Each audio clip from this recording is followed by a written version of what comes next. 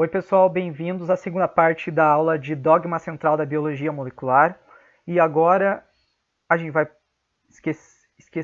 mas a gente vai viajar um pouco, um tempinho, para uma história. Então, imaginem que numa cidade tenha uma fábrica de qualquer coisa que vocês queiram. Eu peguei aqui exemplo de uma fábrica de máquinas, uma fábrica de panelas, de frigideiras, cabos de frigideiras e por aí vai. Então a gente tem essa fábrica numa cidade que faz várias coisas, inclusive as máquinas para produzir essas frigideiras, essas panelas. Então ela faz várias coisas, as máquinas, fogões, a frigideira, os cabos dessas frigideiras, etc. Mas como essa indústria, essa fábrica é muito grande, faz um monte de coisa, ela precisa ter todos esses projetos protegidos. Imagine que isso vale muito, os projetos, essas coisas valem muito, as receitas para fazer tudo isso valem bastante, então isso precisa ser armazenado em algum lugar confiável e protegido. Então imaginem que todos esses projetos estejam num livro de projetos. E ele precisa ser realmente protegido contra danos e modificações. Lembrem dessa parte. Ele precisa ser protegido contra danos e modificações. E não pode ser, esses projetos não podem ser toda hora modificados. Qualquer pessoa vai ali e modifica como quer. E como é que vai ficar o projeto? Como é que vão ficar as coisas que vão ser produzidas a partir desse projeto? Alguma coisa pode dar errado. Então isso tem que ser protegido num lugar específico. E também protegido contra modificações, quaisquer que sejam elas. Tem que ficar protegido, quieto, deixar esse livro de projetos quieto em algum lugar, como, por exemplo, uma área restrita, uma sala bem protegida. E nessa sala bem protegida, só pessoas autorizadas podem entrar e ler o que está escrito nesse livro de projetos. Então aqui a gente vê essas duas pessoas que são responsáveis por manusear esse livro de projetos. Ok, o livro de projetos não pode sair dessa sala protegida. E não é qualquer pessoa que pode acessar esse livro, mas como os projetos saem dessa sala protegida para os funcionários no chão da fábrica, que vão produzir essas panelas, esses utensílios. Como a informação que está dentro dessa sala protegida vai passar para fora, vai sair. Então, uma ideia que teve essa indústria, essa fábrica, foi fazer rascunhos.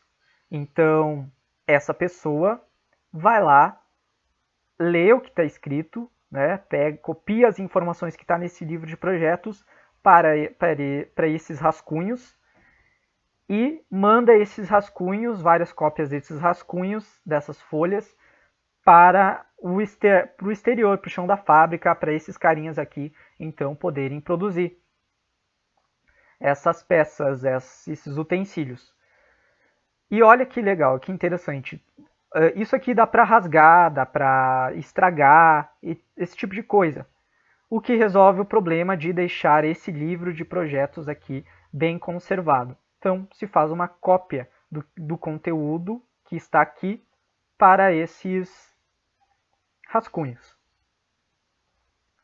E o mais legal é que eles podem fazer, essa fábrica pode fazer novos projetos cortando e colando diferentes partes desses rascunhos. Então eu posso cortar esse projeto aqui, colar com esse, eu tenho uma variedade nova desse projeto.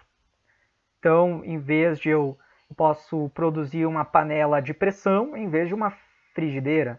Eu posso produzir uma frigideira, na verdade uma frigideira com cabo sem cabo não faz muito sentido, mas por exemplo, uma panela com um cabo mais longo ou uma panela com um cabo mais curto, esse tipo de coisa. Dá para dar uma variada ali no projeto, só fazendo o recorte e a colagem desses rascunhos. Só que tem um problema nessa fábrica. As pessoas que trabalham no chão da fábrica produzindo os utensílios lá, produzindo as peças, elas só falam português. E as pessoas que acessam a sala só falam inglês.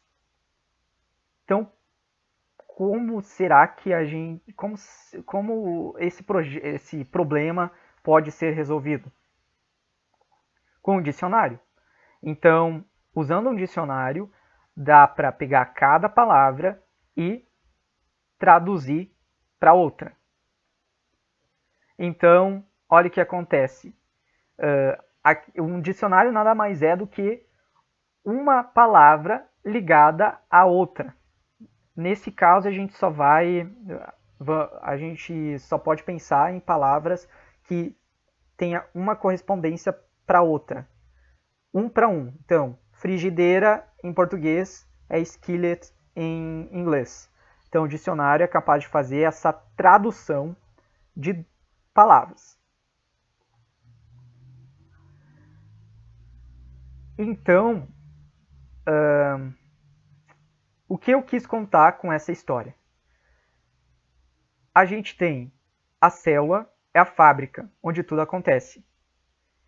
Então, essa fábrica, ela produz as proteínas, essa fábrica produz esses utensílios, essas panelas, essas máquinas, que são as proteínas.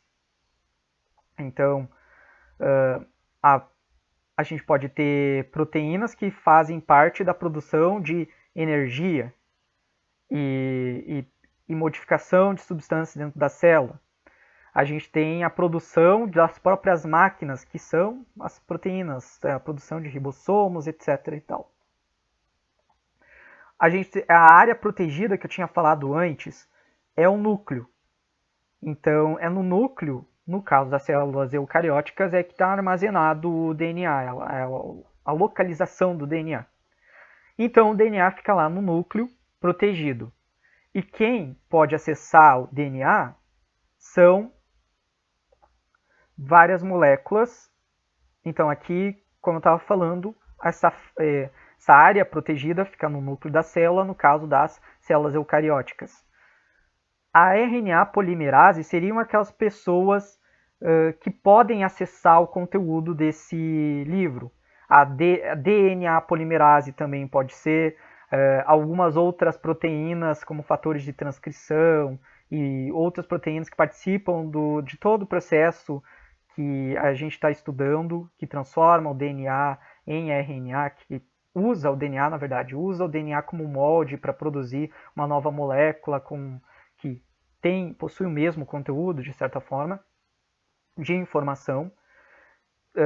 Todas essas proteínas, então, não são todas as proteínas que podem acessar esse conteúdo, o DNA, mas a RNA polimerase é uma delas. Então, os rascunhos são o RNA, os carinhas que produzem as proteínas, os utensílios, as panelas, as frigideiras no chão de fábrica são os ribossomos. Então, o chão de fábrica que eu falo é o citosol. Então, os ribossomos ficam no citosol produzindo as proteínas. Eles pegam a informação do RNA e traduzem, como a gente tinha visto antes, em proteína. Vocês lembram que esses carinhas precisavam de um dicionário? A gente já vai ver qual que é o significado do dicionário aqui.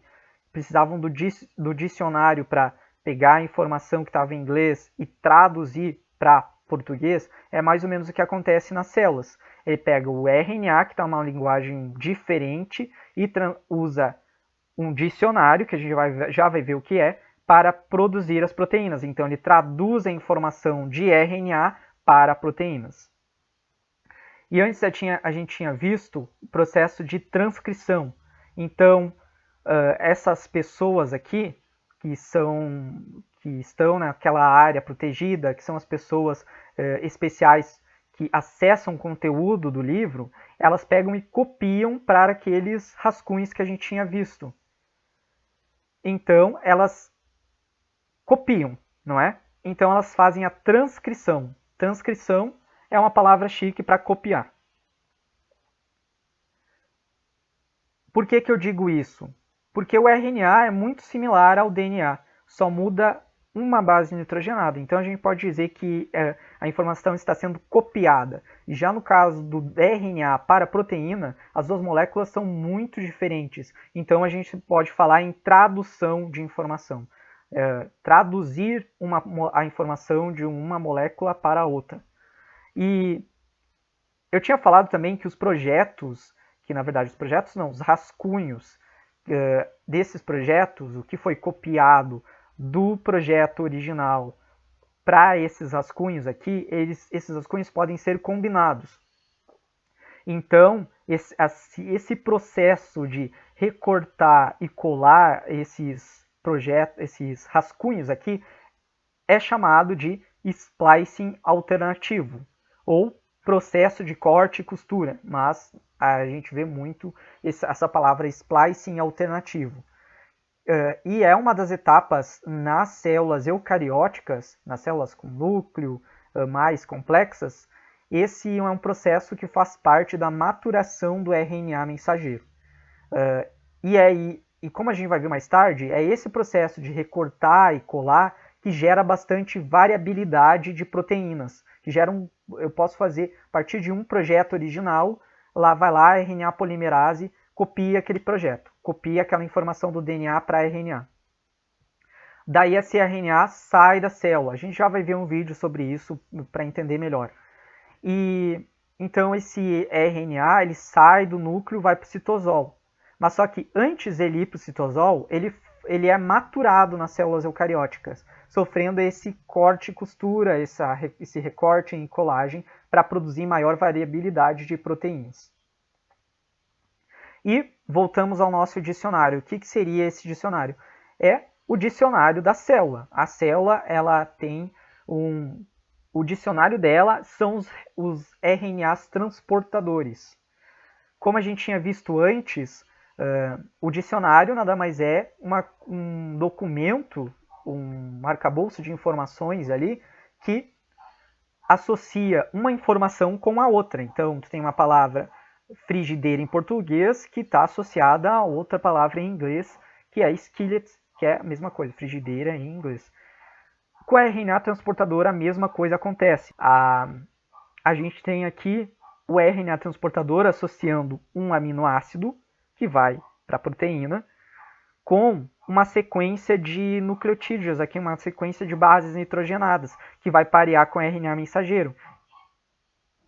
Então ele faz exatamente essa ponte. Aqui tu tem aminoácido, aminoácido. Aqui a gente tem RNA mensageiro, RNA mensageiro. Faz uma tradução das informações, uma tradução das moléculas. Então, lá na nossa fábrica, as pessoas falavam lá no núcleo, lá no projeto mesmo, tudo estava em inglês. No chão de fábrica, o pessoal falava português. O que precisava fazer? Pegar a informação, traduzir de inglês para português. Aqui no caso da célula é a mesma coisa. A célula tem como molécula mais estável e o rascunho ácidos nucleicos. Então eles precisam ser traduzidos em proteína. Então eu espero que esse exemplo da fábrica ajude vocês a lembrarem melhor de todo esse processo aqui, de todo esse processo aqui, e que fique uma imagem na cabeça de vocês para a gente entender realmente o que acontece.